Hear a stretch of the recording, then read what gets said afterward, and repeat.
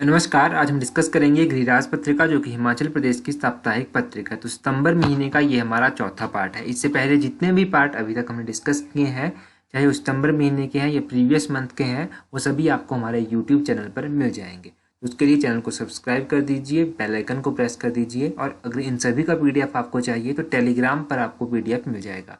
Telegram channel join करने के लिए आप @allexam31 सर्च करिएगा या फिर आपको नीचे डिस्क्रिप्शन बॉक्स में इसका लिंक भी मिल जाएगा। वहाँ से आप हमारा टेलीग्राम चैनल ज्वाइन कर सकते हैं और पीडीएफ आपको वहाँ पर मिल जाएगा। चलिए डिस्कस करते हैं आज की वीडियो का फर्स्ट क्वेश्चन। जो सबसे पहला क्वेश्चन हमारे पास है वो है, recently Mahila Shakti Kendra counter was opened in main post office branch of Shimla, it was established in. तो हाल ही में मुख्य डाकघर शिमला में महिला शक्ति केंद्र काउंटर खोला गया है। इसकी स्थापना कब की थी? इसकी स्थापना यानी कि ये जो मुख्य डाकघर शिमला का है, इसकी स्थापना कब की गई थी? ठीक है, तो ये जो मेन पोस्ट ऑफिस ब्रांच है शिमला की, ये काफ़ी इंपॉर्टेंट है क्योंकि हेरिटेज भवन भी ये आप कह सकते हैं कि हेरिटेज भवन ही एक इसको कह सकते हैं। देखिए, अभी मुख्य डाकघर शिमला में जो है वो महिला शक्ति केंद्र काउंटर का उद्घाटन किया गया। ठीक है, यहाँ पर ये खोला गया। तो इस डाकघर की स्थापना कब की गई थी? 1883 में की गई थी। ऑप्शन डी जो है वो बिल्कुल सही आंसर है। कई जगह आपको ये 1882 पढ़ने को भी मिलेगा। ठीक है, तो 1882-83 में इसकी स्थापना की गई थी। एक ये बात आप याद रखिएगा। अगर इस बिल्डिंग के बारे में आप बात करेंगे तो ये नॉर्दर्न इंडिया का जो है ये सबसे ओल्डेस्ट पोस्ट ऑफिस जो है वो माना जाता है। और इस बिल्डिंग को जो है वो कॉनी कॉटेज नाम से भी जाना जाता है। कॉनी कॉटेज याद रखिएगा, कॉनी कॉटेज। शिमला का जो स्कैंडल पॉइंट है वहाँ पर ये बिल्डिंग साथ में ही स्थित है। मिस्टर एफ डेल्टन जो थे वो पहले पोस्टमास्टर यहाँ के माने जाते हैं। और मिस्टर एल जी पिगट जो है यहाँ के लास्ट इंग्लिश पोस्टमास्टर जो है वो माने जाते हैं।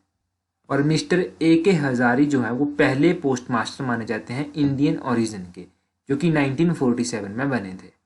तो ये सब आप इस पोस्ट ऑफिस के बारे में याद रखिए। पहले जो पोस्टमास्टर थे इंग्लिश ओरिजिन के, लास्ट इंग्लिश ओरिजिन के, और पहले जो अपने इंडियन ओरिजिन के थे वो भी आप याद रखिएगा। ये सब इंपॉर्टेंट है इस पोस्ट ऑफिस के बारे में। मेन इंपॉर्टेंट चीज़ जो है वो उसकी स्थापना कब हुई थी वो काफ़ी इंपॉर्टेंट है। नेक्स्ट क्वेश्चन देखते हैं। नेक्स्ट क्वेश्चन है, which section is related to take permission to purchase land in Himachal Pradesh. तो हिमाचल प्रदेश में ज़मीन खरीदने की अनुमति लेने के लिए कौन सी धारा संबंधित है? देखिए, हिमाचल प्रदेश में अगर बाहर के लोगों को ज़मीन खरीदनी है तो उन लोगों को परमिशन लेनी पड़ती है। अभी ये चीज़ न्यूज़ में क्यों आई थी, पहले ये जान लेते हैं, फिर उस धारा के बारे में बात करेंगे। जब देखिए विधानसभा का सेशन चला था तो जो राजस्व मंत्री हैं महेंद्र सिंह ठाकुर, उनकी जगह पर जो है वो जो अभी प्रेजेंट टाइम है शहरी विकास मंत्री हैं सुरेश भारद्वाज ने जो है वो रमेश धवाला को एक सवाल का जवाब दिया, जिसमें उन्होंने कहा था कि हिमाचल प्रदेश में जो है वो औद्योगिकीकरण को बढ़ावा देने के लिए जो है हिमाचल प्रदेश मुजारियत एवं भू सुधार अधिनियम 1975 के नियम 38A में जो है 2019 में संशोधन किए गए और इसके सरलीकरण के लिए जो है वो काम किया गया, जिससे लोगों को जो है वो सुविधा मिल सके। और धारा 118 इसका भी जिक्र यहाँ पर हुआ था, तो ऑप्शन सी जो है ये सही आंसर है। धारा 118 इससे संबंध रखती है। अगर बाहर के लोगों को जो है यहाँ पर आकर ज़मीन खरीदनी है तो धारा 118 के तहत इनको जो है परमिशन लेनी पड़ेगी। धारा 118 के साथ आपको दूसरी चीज़ जो याद रखनी है वो याद रखनी है कि हिमाचल प्रदेश का जो मुजारियत एवं भू सुधार नियम 1975 है, इसका एक और एक्ट बनाया गया है 38A। ये 38A एक्ट भी आपको याद रखना है क्योंकि इसमें भी कुछ सरलीकरण किया गया है ताकि लोगों को ज़मीन मिल सके। तो ये बेसिक सी जानकारी आप यहाँ से याद रखिए। नेक्स्ट क्वेश्चन देखते हैं। नेक्स्ट क्वेश्चन है, recently Himachal Pradesh became first state of country to discuss new education policy under whose chairmanship draft of new education policy was prepared. तो हाल ही में हिमाचल प्रदेश नई शिक्षा नीति पर चर्चा करने वाला देश का पहला राज्य बना है।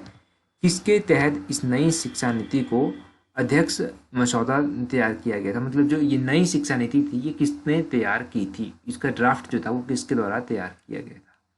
पहली बात आप याद रखिएगा कि हिमाचल प्रदेश पहला ऐसा जो राज्य है, पहला ऐसा राज्य बन गया है जिसने नई शिक्षा नीति को लागू करने की बात कही है। तो देश भर में ये पहला राज्य बना है। ठीक है, एक बात तो आपने ये याद रखी। दूसरी बात, इस कमेटी को या जो पॉलिसी बनाई गई है न्यू एजुकेशन पॉलिसी, इसको ड्राफ्ट किसने किया था? तो इसको ड्राफ्ट किया गया था के कस्तूरी रंगन के द्वारा। ऑप्शन ए जो है वो सही आंसर है। ये क्वेश्चन अभी एग्जीक्यूटिव ऑफिसर का जो एग्जाम हुआ था उसमें भी पूछा गया था। उससे पहले भी हम इस क्वेश्चन को कई बार डिस्कस कर चुके हैं और गिरिराज की ही एडिशन में ये हमने डिस्कस किया था। अच्छा, यहाँ से अब हम कुछ हिस्ट्री का रिवाइज कर लेते हैं जो प्रीवियस हिस्ट्री का है। देखिए वो क्या चीज़ है, एक तो वुड्स डिस्पैच कमीशन आपको याद रखना है कि ये वुड्स डिस्पैच कमीशन कब आया था। तो वुड्स डिस्पैच कमीशन जो था वो 1854 में आया था, याद रखिएगा 1854 में आया था। और दूसरा है हंटर पॉलिसी। तो हंटर कमीशन जो है ये लॉर्ड रिपन के द्वारा अपॉइंट किया गया था। और कब किया गया था, तो ये 1882-83 में किया गया था। तो ये दो चीज़ें, एक Woods dispatch commission, Hunter commission भी आपको याद रखना है, और कौन से वाइसराय के टाइम किया गया था ये भी याद रखना है, और उसके बाद के कस्तूरी रंगन भी आपको याद रखना है। तो ये 3-4 चीज़ें जो भी मैंने बताई इन सभी को आप याद रख लीजिएगा। ये छोटा सा रिवाइज ही यहाँ से जस्ट एक है। नेक्स्ट क्वेश्चन है, where is Mrikula Devi temple situated. ये जो मृकुला देवी टेम्पल है ये कहाँ पर स्थित है। मृकुला देवी टेम्पल की भी बात यहाँ पर आई थी। मृकुला देवी टेम्पल के बारे में थोड़ा सा जान लेते हैं। मृकुला देवी टेम्पल जो है वो स्थित है कहाँ पर, लाहौल स्पीति में। ऑप्शन बी जो है वो सही आंसर, लाहौल स्पीति में ये स्थित है। अब ये जो मृकुला देवी का मंदिर है यहाँ पर मृकुला माँ विराजमान करते हैं। तो मृकुला माँ को जो है वो काली का साक्षात रूप भी माना जाता है। ठीक है, एक ये बात आपने याद रखी है। दूसरा इसका आर्किटेक्ट स्टाइल इंपॉर्टेंट है। तो मृकुला देवी या फिर काली देवी का जो टेम्पल है लाहौल में, उसका जो आर्किटेक्ट स्टाइल है वो है पेंट रूफ आर्किटेक्ट स्टाइल। ये आप याद रखिएगा, पेंट रूफ आर्किटेक्ट स्टाइल में ये मंदिर बनाया गया है। अगर एग्जैक्टली ही हम बात कर लें तो एग्जैक्टली मृकुला देवी का टेम्पल जो है वो उदयपुर में स्थित है। अब उदयपुर में साथ में ही जो है वो चंद्रभागा नदी भी बहती है। चंद्रभागा नदी जो है उसके एक बार में मृकुला देवी का मंदिर है, और दूसरे साइड जो है त्रिलोकीनाथ मंदिर जो है वो दूसरी साइड है। तो ये टेम्पल्स के बारे में आपको थोड़ा सा याद रखना है। अब पेंट रूफ आर्किटेक्ट स्टाइल की जब यहाँ पर बात हुई थी, तो पेंट रूफ आर्किटेक्ट स्टाइल के कुछ और इम्पोर्टेंट मंदिर हैं जो हिमाचल प्रदेश में स्थित हैं, उनके बारे में बात कर लेते हैं। एक तो शक्ति देवी मंदिर जो कि डिस्ट्रिक्ट चंबा के छतरारी में स्थित है, वो भी पेंट रूफ आर्किटेक्ट स्टाइल में बना हुआ है। लक्षणा देवी मंदिर जो कि भरमौर में स्थित है डिस्ट्रिक्ट चंबा के, वो भी पेंट रूफ आर्किटेक्ट स्टाइल में बना है।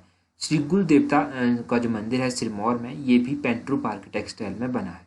बिजली महादेव का मंदिर जो है ये भी पेंट रूफ आर्किटेक्ट स्टाइल में बना हुआ है। और हाटकोटी मंदिर जो है वो भी पेंट रूफ आर्किटेक्ट स्टाइल में ही बनाया गया है। तो ये पेंट रूफ आर्किटेक्ट स्टाइल के बारे में भी थोड़ी सी जानकारी यहाँ से हमने देखी।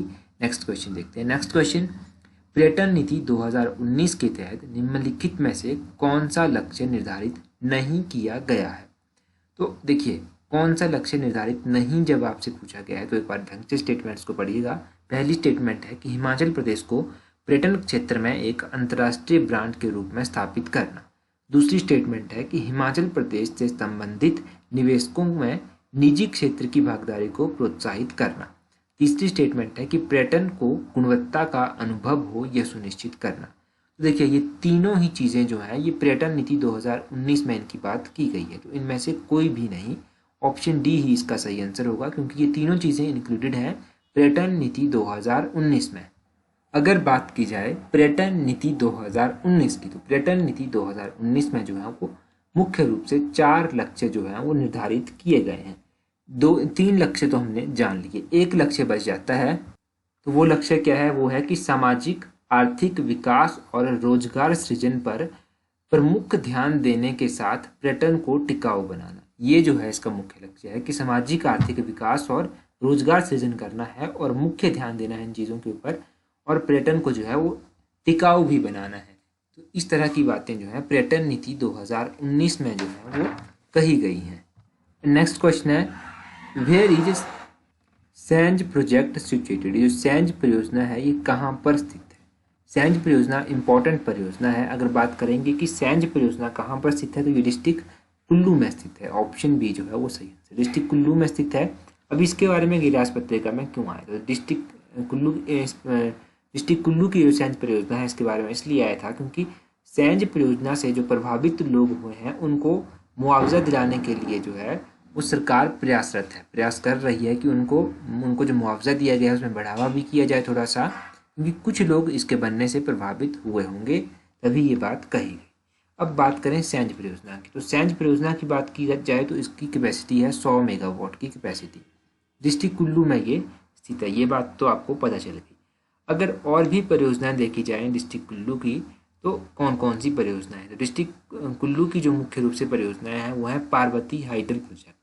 पार्वती हाइडल प्रोजेक्ट जो है वो पार्वती नदी के ऊपर बना हुआ है। 2050 मेगावाट की ये परियोजना है। उसके बाद सैंज परियोजना।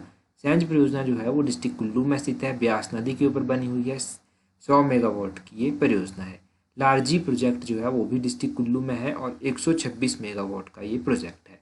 और उसके बाद अल्यान दुहंगन प्रोजेक्ट जो है वो भी डिस्ट्रिक्ट कुल्लू में स्थित है। 192 मेगावाट का ये प्रोजेक्ट है। मलाना हाइडल पावर प्रोजेक्ट जो है वो डिस्ट्रिक्ट कुल्लू में स्थित है। मलाना एक नदी है, ब्यास की सहायक में खड्ड है ये, तो ये 86 मेगावाट का है। ये भी डिस्ट्रिक्ट कुल्लू में स्थित है। तो ये सभी नाम आप याद रखिएगा। ये जो अल्यान दुगन नाम मैंने आपको बताया, ये नाम काफ़ी इम्पोर्टेंट है, तो ये नाम आप याद रखिएगा। अल्यान दुहंगन नाम, ये 192 की परियोजना है, डिस्ट्रिक्ट कुल्लू में ये स्थित है। कई बार इस तरह से पूछा जाता है कि अल्यान दुहंगन परियोजना कहाँ पर स्थित है, तो ये डिस्ट्रिक्ट कुल्लू में स्थित है। या फिर आपको मैच करने के लिए दिया जाएगा कि कौन सी परियोजना कहाँ पर स्थित है, तब भी आपको ये मैच करना पड़ सकता है। तो ये बेसिक सा कॉन्सेप्ट है, इसको आप याद रखें। नेक्स्ट क्वेश्चन है, Bhootnath bridge which recently is in news is are situated in which district. तो भूतनाथ मंदिर, भूतनाथ ब्रिज यहाँ पर होगा, मंदिर नहीं, पुल यहाँ पर होगा। भूतनाथ पुल जो हाल ही खबरों में था, कौन से जिले में स्थित है? भूतनाथ पुल के बारे में जो है अभी न्यूज़पेपर में चला था, ये कहाँ पर स्थित है, कौन से जिले में स्थित है? तो ये डिस्ट्रिक्ट कुल्लू में स्थित है। ऑप्शन ए जो है वो सही आंसर। डिस्ट्रिक्ट कुल्लू में स्थित है भूतनाथ ब्रिज, भूतनाथ पुल। देखिए वैसे तो बाकी अगर आप न्यूज़पेपर्स की बात करेंगे तो न्यूज़पेपर्स में तो ये कहा गया था कि भूतनाथ मंदिर, भूतनाथ पुल जो है वो कुल्लू में स्थित है और इस पुल में कुछ दरारें आ गई हैं, तो इसलिए ये न्यूज़ में था। परंतु गिरिराज पत्रिका में क्या कहा गया था? इसमें कहा गया था कि मुख्य अभियंता जो मंडी के हैं उनके द्वारा इस क्षेत्र का जो है निरीक्षण किया गया और वहाँ पर पुल के ढांचे में जो है वो दरारें पाई गई थी। ठीक है, तो यहाँ पर ये बात कही गई है, परंतु एग्जैक्टली कुल्लू शहर के नज़दीक जो है ये भूतनाथ पुल जो है वो स्थित है, याद रखिएगा। अब इस पुल का निर्माण जो है वो मार्च 2021 तक जो है वो पूरा हो जाएगा। तो ये चीज़ इंपॉर्टेंट है याद रखने की कि भूतनाथ ब्रिज कहाँ पर या फिर किस टाउन के समीप स्थित है। तो ये कुल्लू टाउन के समीप जो है वो स्थित है। अगर कुछ और इम्पोर्टेंट बात करें मंडी के बारे में, तो मंडी में जो है वो भूतनाथ मंदिर स्थित है। भूतनाथ मंदिर जो है वो शिखर स्टाइल में बनाया गया है और राजा अजबर सेन के द्वारा इसकी कंस्ट्रक्शन जो थी वो करवाई गई थी। और भी मंदिर डिस्ट्रिक्ट मंडी में स्थित हैं, जैसे कि एक तो हो गया भूतनाथ मंदिर, पराशर मंदिर यहाँ पर स्थित है। पराशर मंदिर जो है वो बाणसेन के द्वारा बनवाया गया था। कामाक्षा देवी टेम्पल, ये टेम्पल जो है ये पैगोडा स्टाइल में बनाया गया है और ये मंडी में स्थित है। माधवराय टेम्पल जो है ये कहाँ पर स्थित है? ये भी मंडी में स्थित है। राजा सूरज सेन के द्वारा इसको बनवाया गया था। एक है तारना देवी मंदिर, तारना देवी मंदिर या फिर श्यामा काली मंदिर। ये मंदिर जो है ये डोम आर्किटेक्ट स्टाइल में बनवाया गया है और ये राजा श्याम सेन के द्वारा बनवाया गया था। कई बार पूछ लिया जाता है मंदिरों के बारे में, तो मंडी के कुछ मंदिर बता दिए मैंने आपको और पुल के बारे में जो न्यूज़पेपर में आया था वो भी मैंने आपके साथ डिस्कस किया। नेक्स्ट क्वेश्चन देखते हैं। नेक्स्ट क्वेश्चन है, how much amount allotted under Atal Adarsh Vidyalaya Yojana during financial year 2019-2020। वर्ष 2019-20 के बीच में अटल आदर्श विद्यालय योजना के तहत कितनी राशि आवंटित की गई है? ये जो अटल आदर्श विद्यालय है इनके बारे में तो आपने सुना ही होगा। तो इनके लिए जो राशि आवंटित की गई है वो की गई है 15 करोड़ की राशि आवंटित। ऑप्शन सी जो है वो सही है। 15 करोड़ की राशि यहाँ पर आवंटित की गई है। अब बात करें कि यहाँ पर गिरिराज पत्रिका में ये अटल आदर्श विद्यालय क्यों आया था। देखिए उससे पहले एक और इम्पॉर्टेंट बात कि जो 1 लाइन क्वेश्चन है वो मैं टेलीग्राम पर अपलोड कर दूंगा। टेलीग्राम पर आपको 1 लाइन क्वेश्चन मिल जाएंगे। तो टेलीग्राम से आप 1 लाइन क्वेश्चन जो है वो देख सकते हैं। अच्छा, अब बात कर रहे थे हम अटल आदर्श विद्यालय की। देखिए अटल आदर्श विद्यालय जो है ये योजना 15 करोड़ रुपये इसके तहत दिया गया। अब बात ये कही गई है कि हर विधानसभा क्षेत्र में जो है वो अटल आदर्श विद्यालय जो है वो स्थापित किए जाएंगे। अभी तक जो है वो 25 नए अटल आदर्श विद्यालयों के लिए अधिसूचना जारी की गई है, ये भी याद रखिएगा। इम्पॉर्टेंट यही है कि कितनी राशि जो है वो 2019-20 में इसके लिए दी गई थी, तो ये दी गई थी 15 करोड़ की राशि।